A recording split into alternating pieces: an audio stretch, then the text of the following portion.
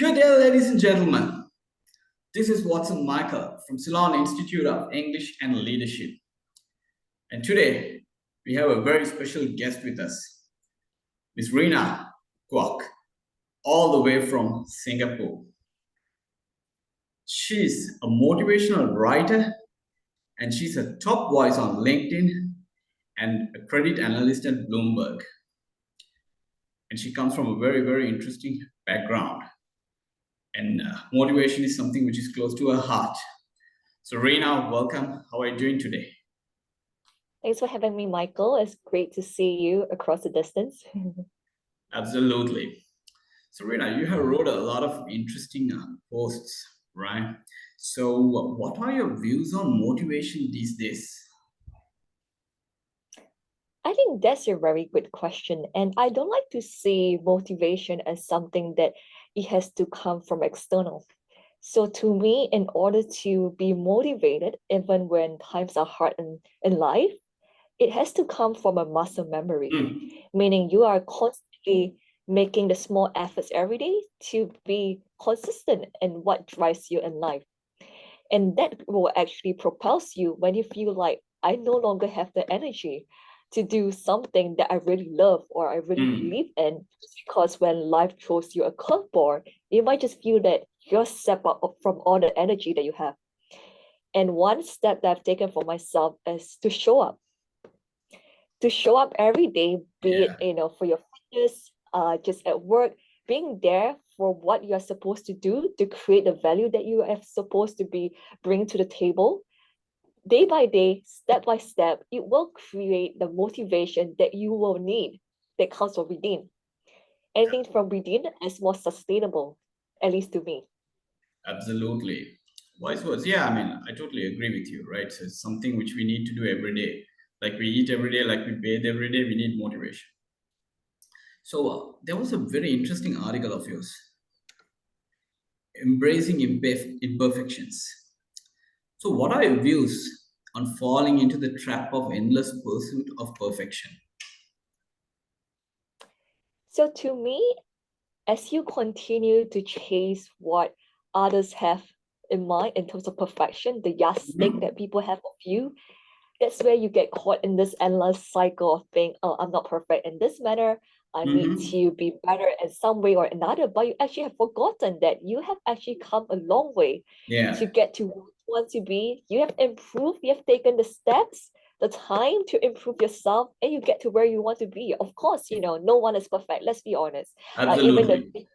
even anyone out there who's is similarly beautiful, smart, they all come a long way, even all those successful entrepreneurs, right? So there's nothing as such thing as perfect. Well, as we Mhm. talk about imperfection, is to be aware of what of your weaknesses are, embrace them, and make the self-awareness to be better for yourself in the future. And that's what to me being perfect is, because only when you kind of really embrace your imperfections, you become self-aware, and that's where you grow. Because if not, it would just be like this whole yardstick, oh, I'm perfect, and that's it. So what you perfect, and I don't know, just based on the stereotypical type of, that's perfection. But what is perfection to you? Mm. Very true. I mean, see, so people, I mean, like, they think like we want to be perfect, we want to be perfect, but see, we are not machines, we are humans. So we need to embrace how we are. However much we try to be perfect, it's very difficult, right? So I totally agree. So now, like, we see many people out there, especially the youngsters, comparing themselves out there and getting demotivated. How can this be avoided? Very good question. And I think we all tend to fall under the radar of society demands, the lenses of many people. The voices that we have sometimes in our mind don't serve us, right? So I would say it's definitely tough. Let's just be honest. We are all humans, right? And Yeah. we are definitely emotional in some aspects. And one thing that I tell myself always is to first acknowledge what you're feeling right now, meaning if I feel that I'm actually disheartened because so and so is doing better than me, or so and so is much better off than me, acknowledge that thought, just because you don't want to discount that to say, oh, that's nothing. Because only when you acknowledge the thought, you can do something to kind of address it, right? So when you Mm. address the thought, and that's why you ask yourself, am I really this better off with someone? Take a step further, count that, what have you done so far?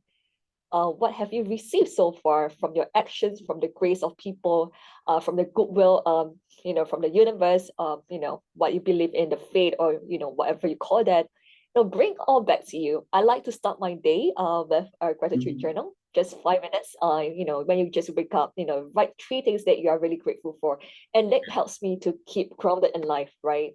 Especially when you're feeling really down in life, Yeah. and you needed something to jot you, and that keeps you motivated. And when you have that, you actually tell yourself, I'm not that worse off than anyone. From there, you celebrate your own wins, and you tell yourself, actually, you don't have to really compare to others, because I only compare to the person, which is myself, was there yesterday. If I'm better off, I've grown, I'm better off in every aspect of my life. And that comes every day, baby steps. You will get better and better every day. As long as you continue to try. I think that's important. Absolutely. 100%. Right. So, step by step. So now there is an interesting thing in your article. It's called Wabi-Sabi. So I hope my pronunciation is correct. So what is Wabi-Sabi? So I think just now you pointed about the art of imperfection. Now I think I always love Japanese philosophy, being that's what we call ikigai as well. But I mean, take a step back. Essentially, in life, we are always dealt with this idea we have to be perfect in every aspect of life, meaning you are not allowed to give yourself any leeway to fail, and that is not healthy. Just because if you are set up for the mindset that you are believing that you will never fail, you will never treat any failures as something from you can learn from. And that creates a really I would say a very dangerous place for you to be in, because by being in that position you become myopic, you lost your sense of awareness, and with that you might even lose your direction and the focus. And then you ask yourself, how do I grow and improve myself from then on? You wouldn't know, because you kind of lose it. You are clouded by this kind of various thoughts that actually don't serve you, right? And I think it brings to the point that, how can you be imperfect but you are actually growing? I think that's a very important Hmm. point to acknowledge, right? Yeah. While you are imperfect, we are both a masterpiece and a work in progress. I always believe in that. And that's a famous quote by one of the obviously the famous person. I'm just gonna remember the name, but that actually shows that, as long as you continue to grow, whatever flaws or weaknesses that you see in yourself, they are not there forever, because in every step you take one bit of it away from you and you grow. And I think as long as you continue to grow as a person, being spiritually, mentally, or even in terms of intellectual, you Yeah. are growing. And I think that's important, and never to stay stagnant in life. Absolutely. Yeah. So based on that, could you tell a story about embracing a short story about embracing imperfections? Sure, I think, I have so many, but I All think right. one aspect I want to share, because I'm into fitness as well. So very big Welcome to into the fitness. club. Right. So I'm a fitness Yeah, I freak. love spinning, and I tend to kind of, if I could, I would try to gym every day if I could, just because it's an outlet for me. But to me, how fitness is. Some of us, exercise for the sake of aesthetics. Hmm. Let's be very honest. Some people exercise for the sake of healthy lifestyle, and I'll say it's a mixture for both for me. Hmm. And sometimes, recently when I feel really tired, like, the body just, you kind of wake up at the wrong side of the bed and you don't feel like you're having that energy. And I just went to my workout feeling like I only gave 70%. And to me, that is a bad workout. I actually felt that initially, I'm like, that's a bad workout. It's just like 70% of my energy. And it's not giving me the push that I want, that, I could actually go further. But when I take a step back, I told myself, I still turn up today, Hmm. regardless whether it's raining. I felt really lethargic. I've turned up today, and I told myself, this is something I have to embrace. Yeah, I actually not doing my best today, but next time I'll come back stronger. And this is just a very short example how you can actually manage your own expectations when it comes to imperfections, right? By acknowledging that I actually am doing quite badly for today's workout, it gives me the push and motivation to come back Mm. stronger next time. And I'll tell myself next time I'll just be times two, even like stronger than this. And this is just a journey, right? We have to see everything as not as a process, but a journey of growth. And I think that is, very important. Absolutely, absolutely. So there was another one, Rena, which you did. So that was called "You cannot succeed consistently unless you are successfully consistent." So based on that, one thing that many people lack is consistency.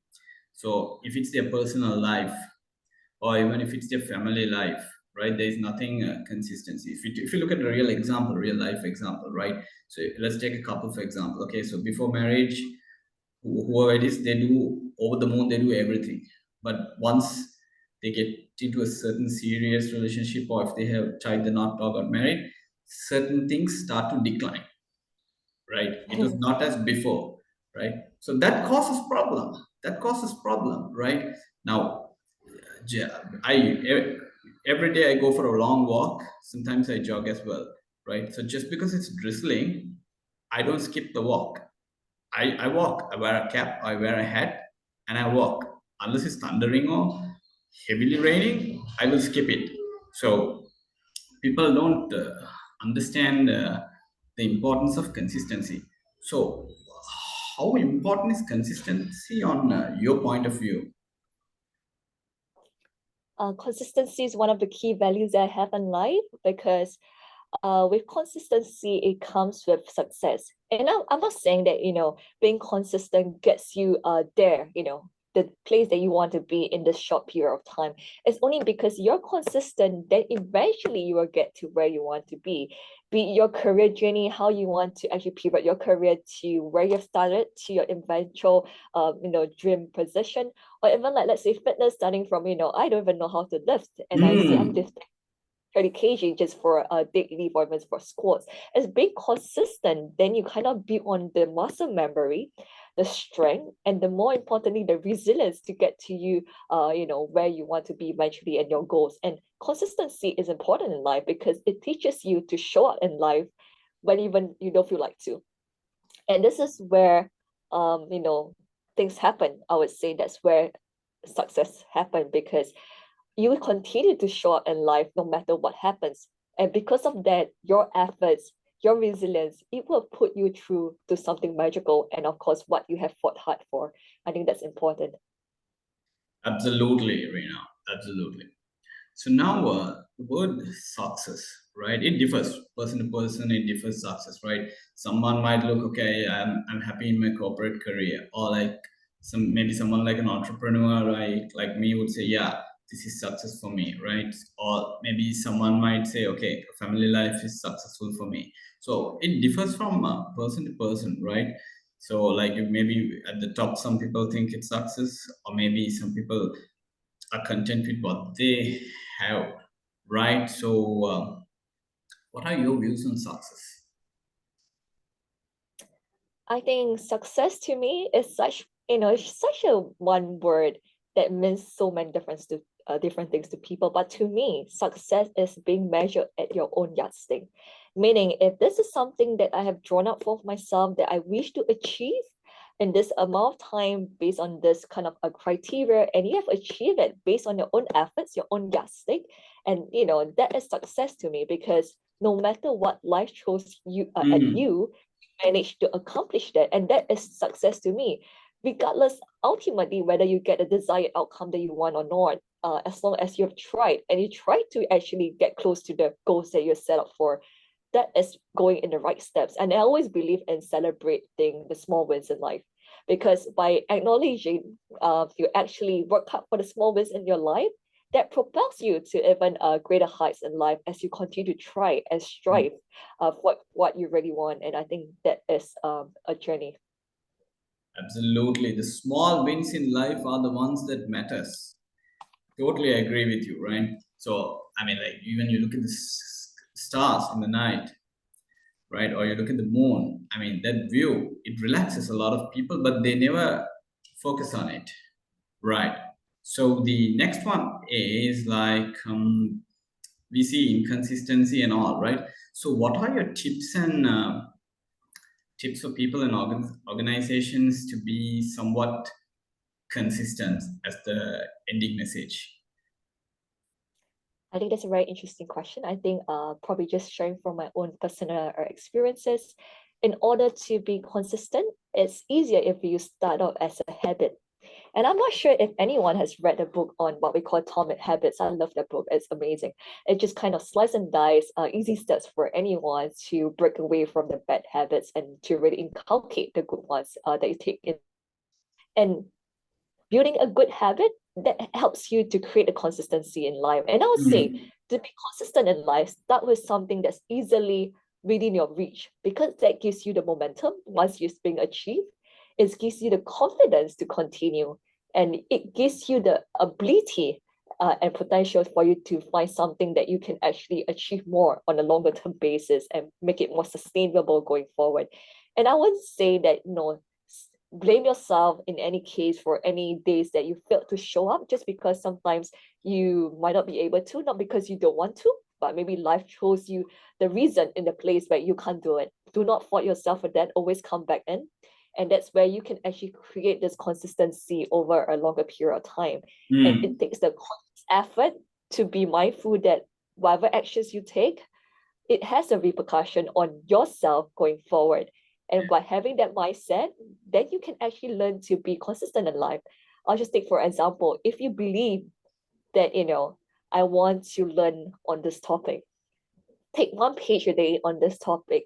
Eventually, couples of months later, you might just really get to know this topic really better and eventually become the subject matter expert. And I would say it all begins with these baby steps and continuous effort in these baby steps. Eventually, it becomes a big mile. And that's where it creates a consistency in life. absolutely. Wise words. So, Rena, ladies and gentlemen, Rena Kwok.